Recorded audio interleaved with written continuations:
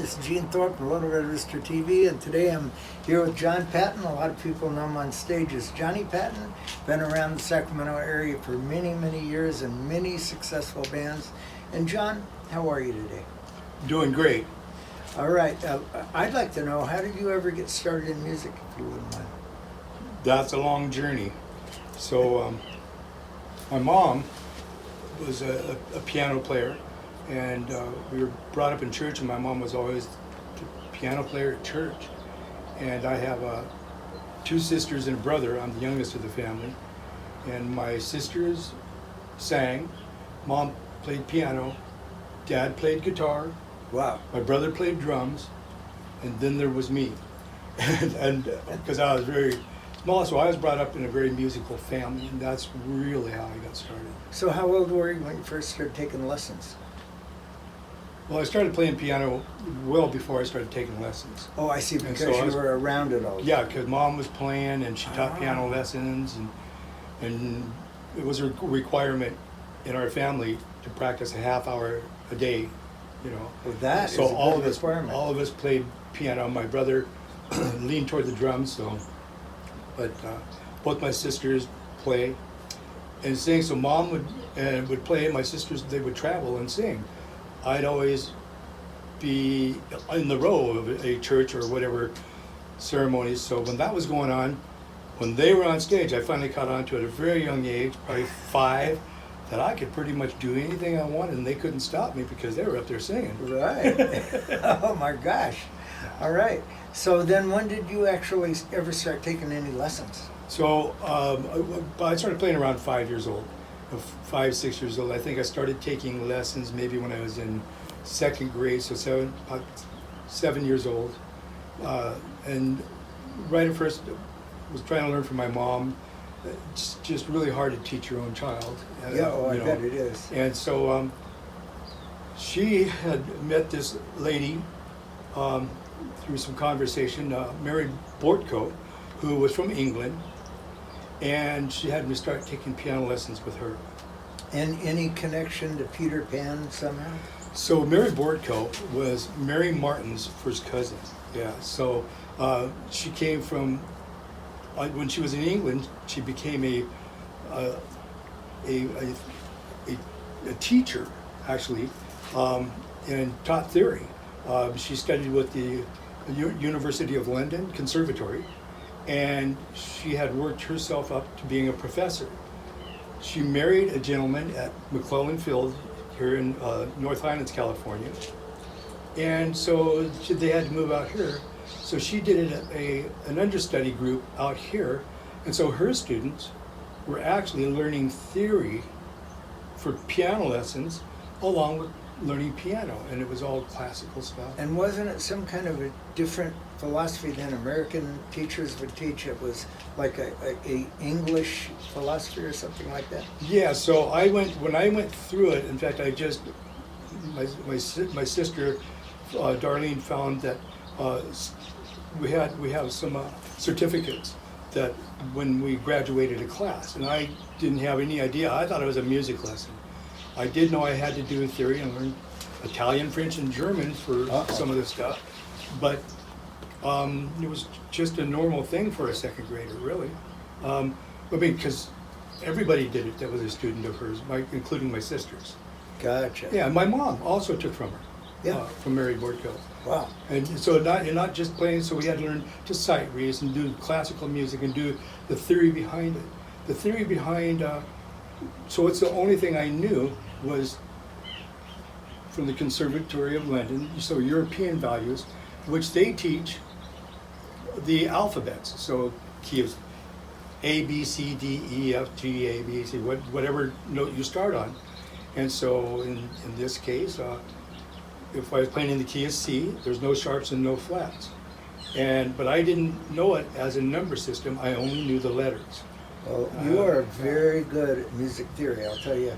Like what John does, he comes into the band and he'll help arrange the vocals, and by the time he's finished, you can just see how the vocal harmony is supposed to go by the notes you play, and that is applying the technology that you learned then? Absolutely. I'll take the melody line and then work the vocals around it, whether on top or below, however, depending on what key the song is in. Yeah, I find your music theory, talking and applying to regular musicianship, very, very good. And I think I would like to share it more often than just this one time. That'd be great. We could get into it. But from there, when did you start playing in bands? So I graduated high school back in '69, and so when I went on to a college, my first year of college, I had taken all music classes. I wanted to be a music teacher. And so when I got there, the theory from the American value side, you learn it by numbers. You know, you learn that, like if I was in the key of C playing on my classical stuff, there'd be no sharps, no flats, which is fine. But when I changed that letter, like I'd start like playing something in A, well, it had 3 sharps. And so I had to learn this, what had sharps and what had flats. The American value is to learn a number system. And the number system is just like there's an octave, 8 notes. Oct is 8. And so that would be, for instance, wherever you started from, doing a scale, and do, re, mi, fa, sol, la, ti, do, or 1, 2, 3, 4, 5, 6, 7, 8, or whatever the letter of that is. You would play those notes, and when you're reading the theory behind it, with American values, they taught us a number system, which is so much faster. And each one of those notes, in the first 7 of those notes, can be represented by a chord. Would you talk a little bit about that? Yes. In fact, the number system, to me, is the way to go, especially if you're just learning right from the start, because with the number system the theory is very simple. There's only 7 notes and you repeat. So let's go A, B, C, D, E, F, G. A, and A, B, just like the circle. A, B, C, D, E, F, G. A, B, C, D, E, F, G. And A would be the 1, right? Yeah, it'd be the 1. Wherever you start is 1. It's easy to see on a piano because it's white with black notes. Okay.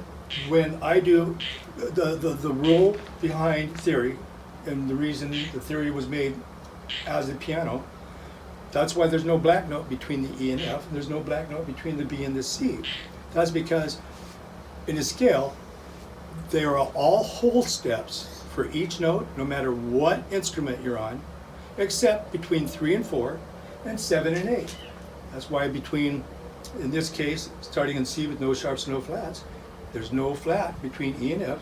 C to D is a whole step, D to E is a whole step, and E to F is a half step because 3 and 4. And then past that, F to G is a whole step, G to A is a whole step, and then between 7 and 8 is going to be a half step. So from A to B is a whole step, and B to C there's no black note. It was, because it was made by a person that played piano back at that time. So that's the reason that exists. But now when you look at it on any instrument, you can start from wherever, and as long as guitar, you'd go up a whole step on the fret, a whole step on the fret, and a half step.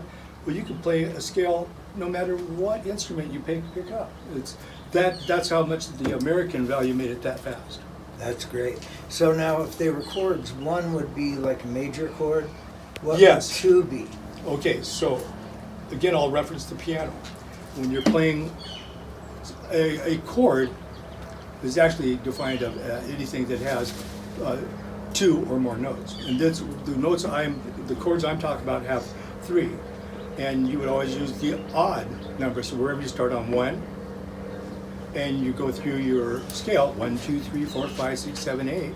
Well, 1, 3, and 5 is the chord of 1. That's a major, because what we're going to do here is, as you see it drawn out like on a piano, 1, 4, and 5 are major, 2, 3, and 6 are minor, and the 7 is diminished.